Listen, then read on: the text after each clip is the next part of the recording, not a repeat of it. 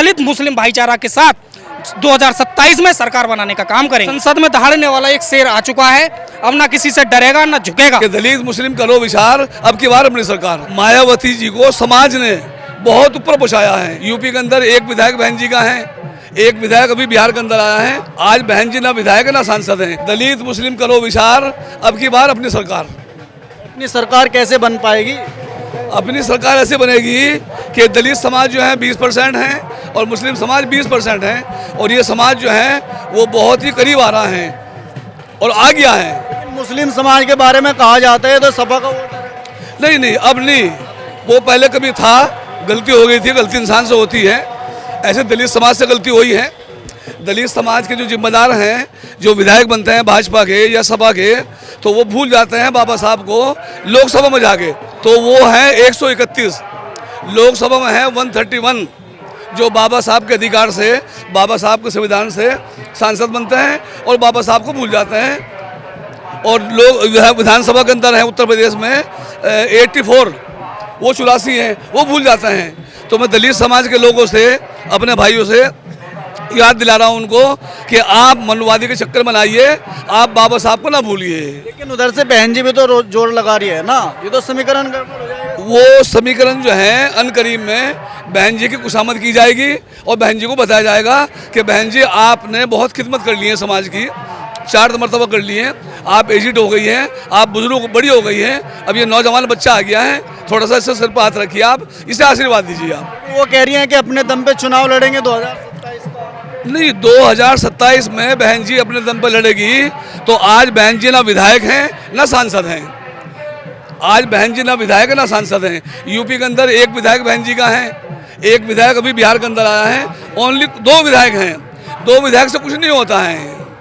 समाज साथ चलता है तो वही मायावती है जो कई बार जो है मुख्यमंत्री बन चुकी है। मायावती जी को समाज ने बहुत ऊपर पहुंचाया है, बहुत ऊपर पहुंचाया है। और एक मरतबा बहन जी जोश में आ गई थी और उन्होंने घोषणा की थी कि अब के हम प्रधानमंत्री के दावेदार हैं, और उनका हक भी है बहन जी का, उनका हक भी था। तो अब बहन जी को चाहिए कि वो चंद्रशेखर रामन आज़ाद को, क्योंकि युवा भी हैं, एडवोकेट भी हैं और उनकी मूछें बड़ी बड़ी हैं, मूछें बहुत बड़ी रखते हैं वो, तो उनको मौका देना चाहिए। समझ गए जी?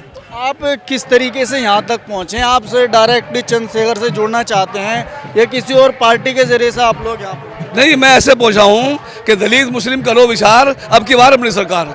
अगर हमने विचार ना किया तो दलित समाज नष्ट हो जाएगा, मुस्लिम समाज नष्ट हो जाएगा, ईसाई समाज नष्ट हो जाएगा और आदिवासी नष्ट हो जाएंगे, और सिख समाज जो पंजाब के लोग हैं वो भी नष्ट हो जाएंगे। तो इसलिए ओवैसी जी को और चंद्रशेखर रामन जी को, इनको साथ आना पड़ेगा।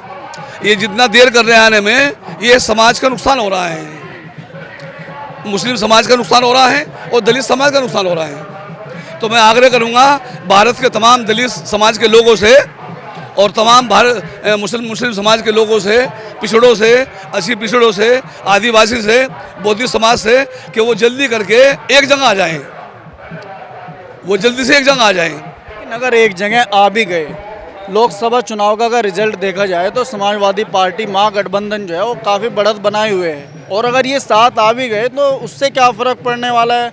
क्योंकि लंबा जन समर्थन जो है वो महागठबंधन के साथ में है, यूपी में खासतौर से। नहीं, ये जो गठबंधन है आज, ये गठबंधन जो है ये मुखन्नस हो चुका है, इसमें ताकत नहीं रही है, ये मुखन्नस हो चुका है। ये गठबंधन इलेक्शन लड़ता है, महाराष्ट्र में अलग अलग लड़ता है, बीजेपी जीत जाती है। ये गठबंधन इलेक्शन लड़ता है, हरियाणा के अंदर अलग अलग लड़ता है, बीजेपी जीतता है।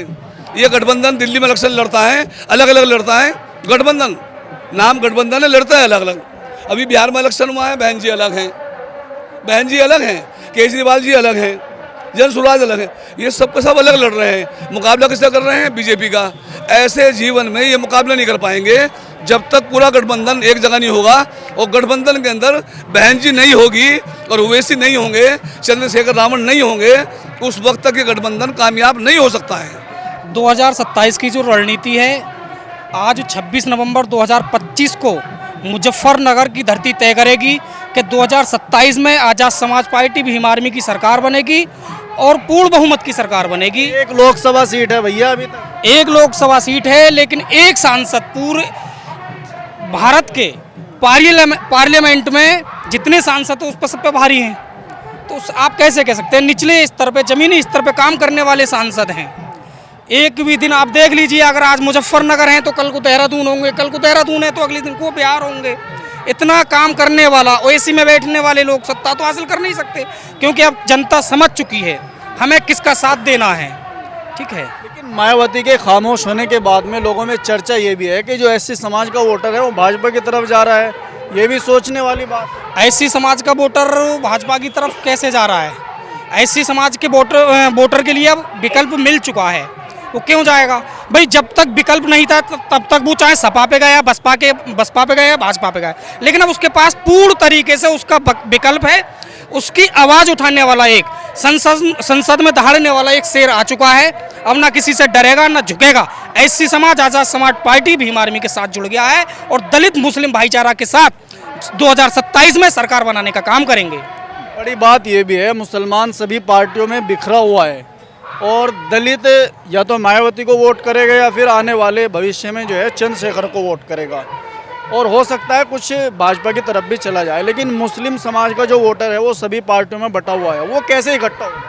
वो इस तरीके से इकट्ठा होगा कि पिछली बार जो है भाजपा सरकार चल रही है मौजूदा में, उससे पहले कुछ लोग सपा को दे देते थे दलित, कुछ क्या क्या में भाजपा को जाते थे, कुछ उसमें मतलब समाजवादी में पढ़ते थे। अब उनके लिए पहले कोई विकल्प नहीं था, अब मिल गया है। अब हमारे चंद्रशेखर भाई जो आए हैं सबके लिए आवाज़ उठा रहे हैं। अब देखो जी, ये जो ये धर्मेंद्र हरवाड़ी जोड़ी के कहलाई जा रही है आज की तारीख में, वैसुद्दीन और चंद्रशेखर आज़ाद, ये दोनों लड़ाई लड़ रहे हैं, चाहे कोई सी भी धर्म जाति के इंसान हो, उनकी लड़ाई लड़ रहे हैं। तो इंशाल्लाह इन्हीं का बोलबाला होगा और इन्हीं का हमें हाथ मजबूत करने हैं इंशाल्लाह।